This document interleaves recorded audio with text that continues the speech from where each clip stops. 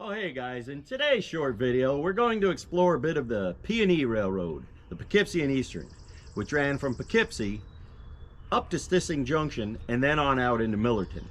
The P&E lived from 1871 to 1907 when it was bought out by the CNE, the Central New England Railway. At Upton Lake, a 46-acre lake named for Paul Upton from Massachusetts, the P&E bought a large ice house on the eastern shore, and on the southern end they built an amusement park called the Grove for city residents to get out to the country for the day. The Grove had an amphitheater for shows, swings, merry-go-round, a Wild West show performed regularly, and a restaurant on the hill overlooking the lake. One could also rent boats. Now, as automobiles became more popular, folks started venturing out on their own to different locales, thus dwindling the use of passenger trains, leading to the ultimate end of fewer trains and the closing of Grove Way. The buildings, the station, the bridge, and the restaurant were all dismantled as they started to fall into disrepair as time took its toll. Hope you enjoyed today's video. All right, folks, here she is, beautiful Upton Lake. It straddles the southern tip of the town of Stanford and the extreme northern tip of the town of Clinton. And look at that nice transverse grade right over there. That is the rail bed of the Poughkeepsie and Eastern you're looking at on the eastern shore of Upton Lake. Now, that kind of hump right there, you can just about see a nice flat gradient right there. Right there. That was where the Poughkeepsie and Eastern had an ice house built. Right there. Right there is where years ago a couple old friends of ours dug up the old cut up and dug up and brought to the surface and transpired to get them to the shore over there, where they were wire brushed and cleaned and restored the old iron wheels from the conveyor system that went down onto the lake when they cut ice. This is Upton Lake. Now, down there on the southern tip, we're going to get you down in there in a moment. That's where the Grove Amusement Park was. Anyway, yeah, beautiful right here right now. Nice spring day. It's already 75 degrees out. Too warm for my taste.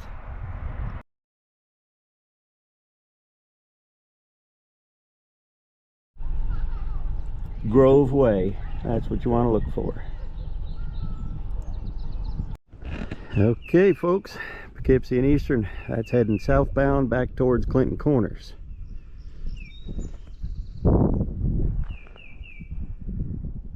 That's headed up toward Patricia Lane. The ice house had a siding up there, and that's heading towards Stanfordville. Right here is the extreme southern tip of the lake, and it was right in this general area, right around this blue house here, where they had the station. Now the station had a whole bunch of piers, and the station was nothing more than a platform station, if you will.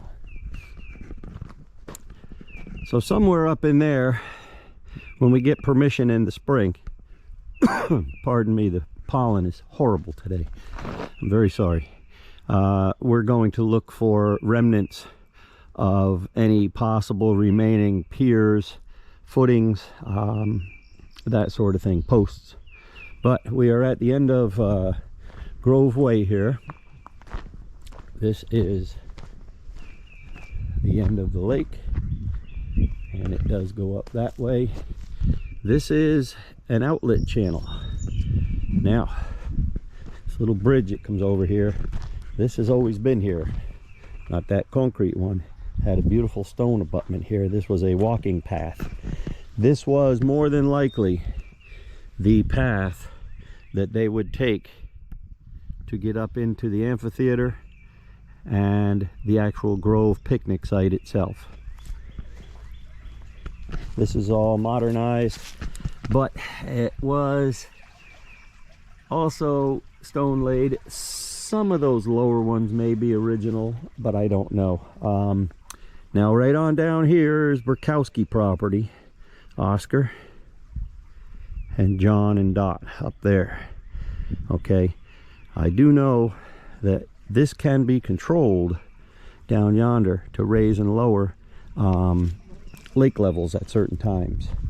Most of the time now, modern days, they don't do it. They used to do it back then. They always wanted a nice full lake for the folks to enjoy. So let's go on up here and we'll find the site of the amphitheater and where the Wild West show was held. Okay, I didn't bring you here to shoot these lovely garbage cans. I brought you here to follow the magic wandering hand. You see that beautiful gradient? It goes all the way around back behind those couple of buildings there. This was the amphitheater right here. They held vaudeville shows here. They held Wild West shows. They had swing sets. They had a small merry-go-round. We're walking uphill from the lake and from the rail bed. We are here at the site of the Grove Amusement Park. Now, some of these buildings were built back then as summer cottages. A lot of them have been converted over, you can just see the lake through there, have been converted into full-time homes. This little flat area here, right up in here, where this garage is, this flat area, this is where they had picnic tables and they had barbecue. They had food available. They did have the small swing set right up in here, and they had the merry-go-rounds up in here. Now picture Victorian times. The women would be dressed in their beautiful white flowing gowns. The children were all in their knickers and lovely, beautifully dressed. This flat area here was also the site of dining. Now there was a dining hall up in here, and I'm not quite sure, but I've always wondered, and maybe somebody can point this out, I've always wondered about this rock cut. This just doesn't seem natural to me. Big high rock cut there, that was definitely drilled out and blasted and cut, as was this side. This could have been a staircase from the upper picnic area down into where they had dining. But yeah, this was basically it. Grove Amusement Park, built by the Poughkeepsie and Eastern Railroad. Now, it was built right around the turn of the century. It did not last very many years. As soon as the advent of automobiles and other forms of transportation in the form of livery service and buses and mainly automobiles took place in the brass era, the teens and into the 20s.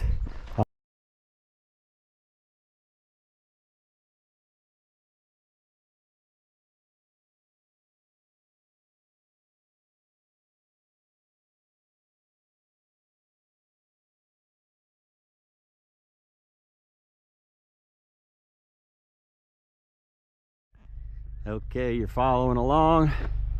That's Salt Point Turnpike. This is Patricia Lane, just north of Upton Lake. So the rail bed crossed right about there. We're standing roughly right on it, and it goes on out through, and I'll show you where it goes at the cul-de-sac of this road. Okay, we're at the cul-de-sac, and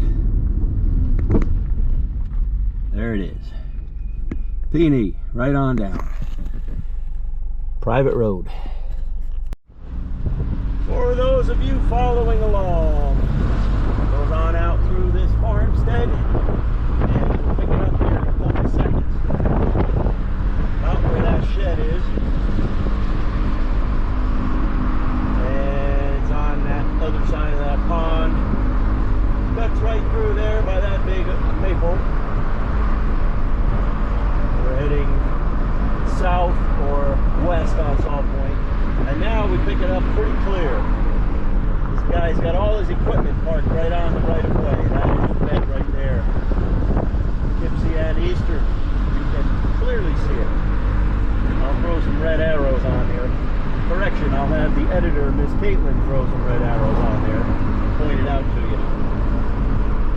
stonework there, and it disappears, and then it crosses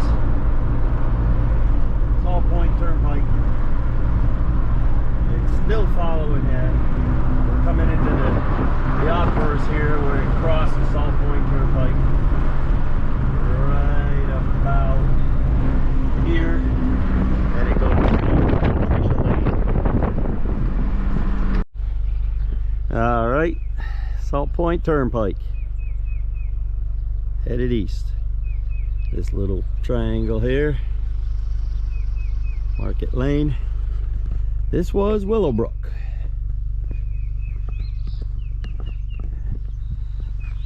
Line came about that way through this farm, crossed right about here on what is now Market Lane. I believe it was Market Lane back then too, and basically follows that tree line right on out through the fields, makes a nice sweeping turn, turns down, basically follows Salt Point Turnpike, goes through modern day Timmy Knickerbocker's property, cuts down behind the old Germond farm, and proceeds to follow on the west side of the creek, basically paralleling the P&E and P&C, basically parallel each other up into Stanfordville.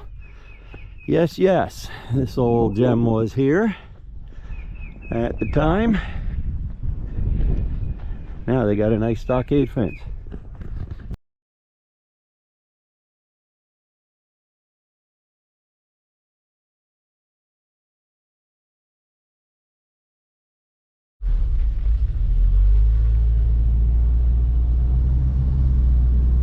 Germond Farm. House built 1795. Now called Three Maple Farm. Scene of a horrific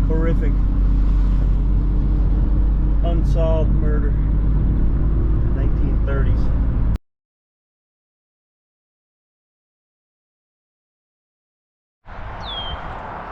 That's another one of the old bridges on the old road before they realigned it. Germond house right there, Germond Farm. Google that. Yeah, it's a little noisy when they go over that steel deck bridge right behind me. That road goes on out, crosses the creek. Right there's our old one, our old girder bridge, and it comes right back out. They just took the curve out and they straightened it when they put these two new ones in here. Yep, there's all your info on that. Some little fishies swimming around down there, and I just saw about a 4.5 foot long garter snake. Didn't get it on film. Oh well, next time. Here we are up on top of the old iron girder bridge after the realignment. As you can see, we're right smack in the middle of spring season here, so this will probably be one of the last videos we get to shoot this year till next fall, at least outside in the woods stuff. We'll do some museums, we'll do some stations, we'll do some easily accessed sites right here on the old Salt Point Turnpike, just before Route 82. It's about the end of the flange, stone flange right there, and it goes on up and it ties into the piers, the abutments. Let's get right down here. Oh, look. Whoops. Raccoon prints. So here we are underneath the bridge. Beautiful hand-laid stone abutments. And there she is.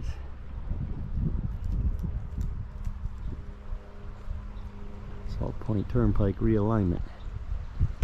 New one. Right down there.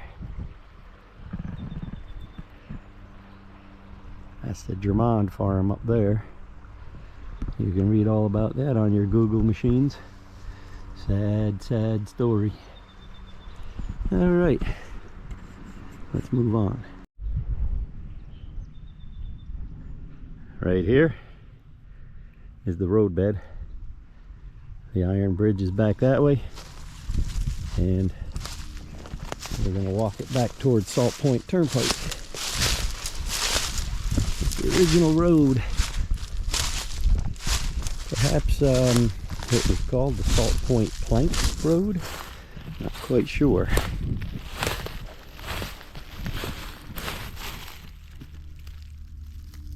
I don't know what that is. That's Jack in the Pulpit, isn't it? I think so. A lot of it going here. Yep, and she came out right here where Sam is sleeping.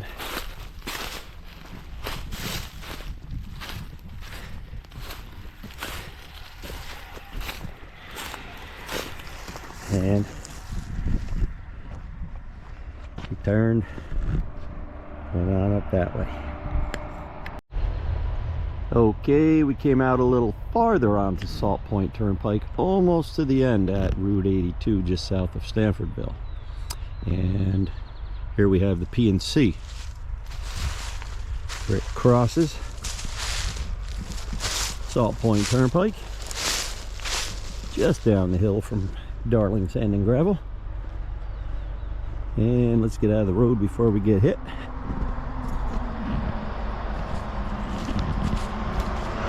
And it comes right on down, and it's posted by a Mr. Rowan, and I do believe that may be the same Mr. Rowan. There's the bed right there, that owns some property and a house over on Grist Mill Lane, which is the other right-of-way off of Grist Mill Road. Yeah, so here's the P&C, and P&E down along that way. So for all of you all following along, you come on out Salt Point Turnpike, you hit Route 82, you take a left and go north towards Stanfordville. Take your first left onto Grist Mill Lane, and here we have the P&C on the east side of the creek, where it crosses Grist Mill and continues south to the Salt Point Turnpike location we just shot. Got the creek right up here, and we're going to go on up into top of the hill, and we'll show you where the P&E crossed. Okay, there you see it, up a creek way, private, and there she goes. That goes right on over to Bull's Head Road, both of them lower and upper, P&C, P&E, and there's the bed right there, up a creek way. Now this goes on up in. We'll wait until we can secure some permission here, maybe in the fall, and we'll go in and do a whole shoot on the trestle that was there at one point in time, and on the fill section that they buried the trestle. We'll show you the culverts and everything else. Until then, let's head back. All right, we shot on over from Grist Mill Lane to Bull's Head, and here's the bed right here. You can see it clear as bell. There's the new bridge that they just put in last year, crossing Bull's Head Road here. And this was P&E, and it crossed in a totally different configuration, as you can see. Cross, and here's Depot Lane. That lower stretch down there is the bed. Came across here, right on across. Let's walk on up and we'll show you some railroad buildings, and we'll end it right here at the station, which is right over yonder. Okay, here we are on Bull's Head again. P&C. Some freight houses. First line across there. Second The one cross right here. And got Stanfordville Station back there. Just wanted to show you these two gems right here. Kathy and Jeff have a nice little relationship with these buildings. Yes, they do. We're going to do a in-depth dive on Stanfordville in the fall. But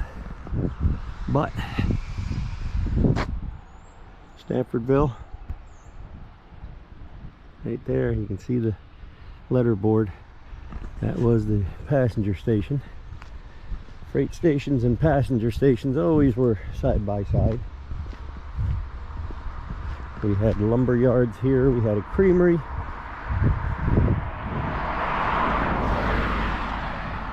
We had a lot of commerce here.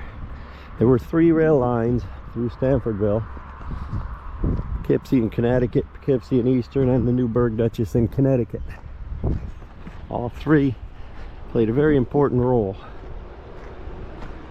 in the commerce of the Stanfordville Bangle area.